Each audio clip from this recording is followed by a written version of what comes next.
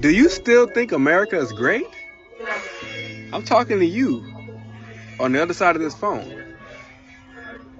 You work every single day, overtime, maybe 2 or 3 jobs sometimes, just to pay your living expenses and do nothing else. You can't save for retirement. You can't buy a home because it's too expensive. So pretty much you're living in a country where you're going to work your entire life. Is that a great place to be?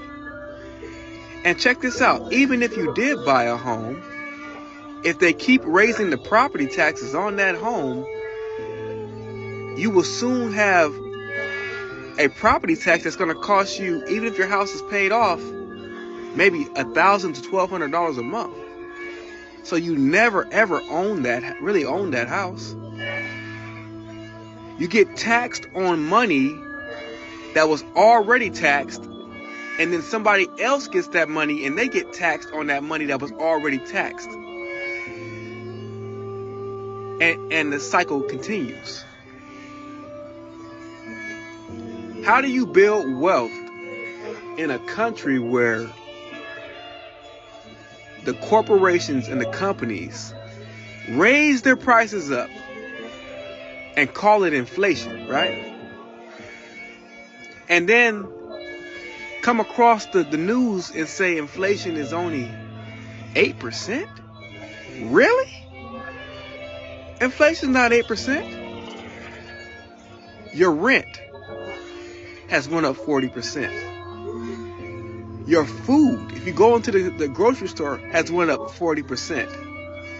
Cars are up almost 35 to 40%. Inflation is 8%? Where? Now, I'm not saying that any other country is not in the same situation as America. But there are places around the world where you can buy a home for $30,000, own that home fully furnished, and have no taxes on it. And in that same home, you can have maid service, a cook, a nanny, and it has a headquarter for all of those people that is going to help you out. And guess how much it costs to have them? $10 to $15 a month. So in otherwise, I'm saying you can live like a rich person in other countries for about $800 to $1,000. What are we doing here, guys? If this continues, your goal should be to find a way to make money online, buy you a home somewhere else that has good health care, beautiful home, good food, where you want to be, and get the heck out of here. That's what I'm thinking. Because you're never going to retire here. You got to go.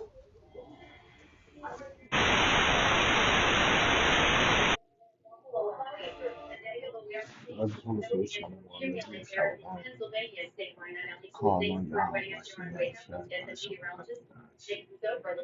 Yahweh the most of the God, Yahweh salvation, even calling Jesus Christ, and only gives the words. For the others of the world, God, do the walk in the spirit, keeping his word, believe his words, and advance it in unity. One of the most high, continue from the spirit to endure. But it shall not want to also let's go on the earth and let us creation. Let's teach his word, his words, and blessing.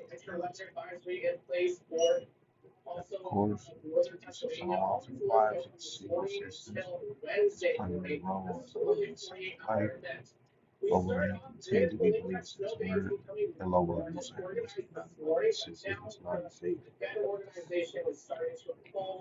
I have no mind on something that deals with that, but came across this video. Um, so, Lord willing, this gonna finish this point. This is gonna make this quick. I see what the brother is saying, thinking about building money and then leaving. it's still not gonna help.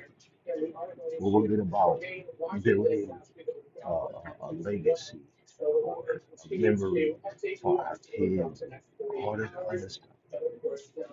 And we think about all these other things, but we're not worrying about building that spiritual wealth, right? So this is Proverbs chapter 29, verse 2. When the righteous are in authority, the people rejoice. But when the wicked men rule, the people mourn. Right? We're mourning out here. Not good morning. We're mourning each and every day. Tired of being in this place. Just like Jonah being in a well for 3 days. We're in a war. Uh, Today might be good for you.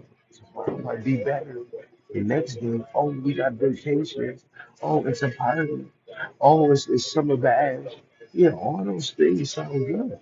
But what's next? This is Sirach chapter 10, verse 3, Ecclesiasticus. It says, an unwise king destroyeth his people, but through the prudence of them which are in authority, the city shall be inhabited. Right? An unwise king destroyeth his people. We can find out why, right? Because the Lord has, let's get it. This is the three holy children, chapter 1, and verse 9. It says, and thou didst deliver us into the hands of lawless enemies, most hateful forsakers of the Most High, and the unjust king, and the most wicked in all the world. Right? This is why we're not going to be able to have money to go do this, because this system is created to have the wealthy, the extreme wealthy, the lower class wealthy, somewhat middle class, and the lower class. But now that we see how they upgrade it, there's no such thing as a middle class. It's either you're rich or you're poor, right? It's about control. Well, where we at now, they want total control. I don't know if anybody ever watched a movie called Snowden, where they talk about surveillance. Like there's a lot of things that we think that we have privacy when we don't. You know, uh, America, or we can just say the elite. The elites want to come up with a system where everything is under their controls. How much money you spend, how much money you save. Hey, Lord willing, you never know. This might be the last year of income taxes, right? Knowing that we all get taxed lets you know even more how much you are under servitude. You know, we are under a rulership, right? But this place is slowly but surely dying, right? When you go to Boots, the fourth chapter, I believe after the 29th verse, verse 30, I'm gonna read this. Let me see. Let's see what it's saying in the GNT. This is verse 30. It said, take courage, Jerusalem. The Most High who gave you your name will now bring comfort to you. Misery will come to those who mistreat you. Then rejoice when you fail. Misery will come to those that made your children slaves. Misery will be the fate of Babylon, the city which swallowed up the children, right? Just as that city rejoiced when you fell and took delight in your ruin, so now she will mourn when she herself is deserted, right? And this is what the elect is waiting for, right? I ain't gonna lie, the men of the Lord gonna be laughing when this place is swept dry, right? It's a lot of us that's super comfortable, right? We striving for the downfall of our enemies. And every day you see the struggle really out here. Our kids is real slaves, but let alone what kind of slaves they is. We have kids that's monsters and they fit good for society, for this music industry. We can manipulate them, use them as much as we can have them promote. like Lil Nas X, portraying to be a sweet tooth bandit, but he not. Got videos of him saying he don't want to act it out no more, but he already played the role. So now he damn near, what is it? What's the joint? Sold a son for wine,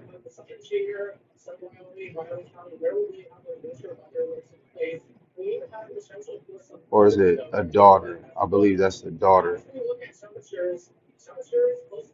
It's Joel 3:3. Let's read it in the KJV. This is Joel chapter 3, verse 3. And they have cast lots for my people, and have given a boy for a harlot, and sold a girl for wine, that they might drink. Right? And this is still going on. Ain't nothing new under the sun. We're every day you're gonna be in a battle. If you don't wake up in reality right now and accept what the heck is in front of you, now that you accept it, what's next? Right? It's to teach everybody that's around you if it can be. Because we want to be speaking the same thing. We want to be moving different. You don't want to be moving on this world, let alone you don't want your household to be that. You leave work and then you come home to some worldly energy. If you want to be worldly, hey, be worldly. But when you want to start complaining that the government this, oh my tax, or my check this, shut up if you don't want to hear the truth. Got mad people in here complaining, oh the government, oh man, Donald Trump, oh who you think gonna win? I gotta hear this every day at work. I gotta hit it outside of work. Facebook but guess what? As soon as you start speaking the truth or things that people don't want to hear, ah man, yeah, man. Yeah, I hear you, brother. Nobody want to really hear it. People talking about the Bills game is rigged or this game is rigged. Just stop fucking watching it because it's for entertainment. They're distracting you, let alone they got the Diddy incident going on. This place is falling like Humpty Dumpty. We supposed to be watching and observing what's going on, and outside of that, bringing it out. That's why I respect with the apostles and the elders and the men up and down in that congregation that's constantly feeding. Let alone, I can't forget the brothers that I label with, that I'm observing and watching every day, that's always keeping everybody on the edge of their seat, right?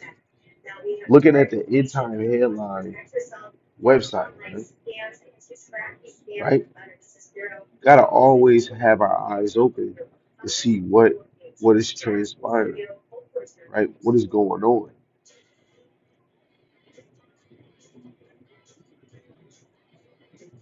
right? And this is not the only thing.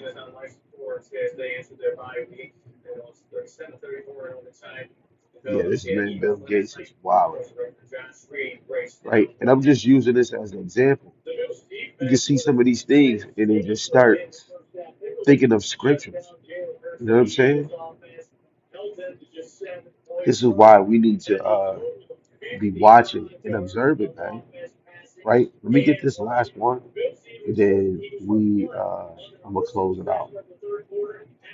This is Wisdom of Solomon, the fifth chapter, in the last verse, in the G and T. Right? This is what it says. Wisdom of Solomon, chapter 5, verse 23. Great windstorms will blow them away like straw. Those are the nukes. Lawlessness will be the ruin of the whole world. Evil actions will cause governments to fall. Right? Even America been doing shady acts, and this is why they're getting revealed. Right? Lawlessness will ruin. Will be the ruin of the whole world. This is why you want more of it. And I'm praying that the Lord shows more lawlessness in this place. You know, they keep promoting the LGBT sweet community. They keep promoting half naked Israelite sisters, thought music. Hey, let's keep promoting it, man, so that this place can actually fall.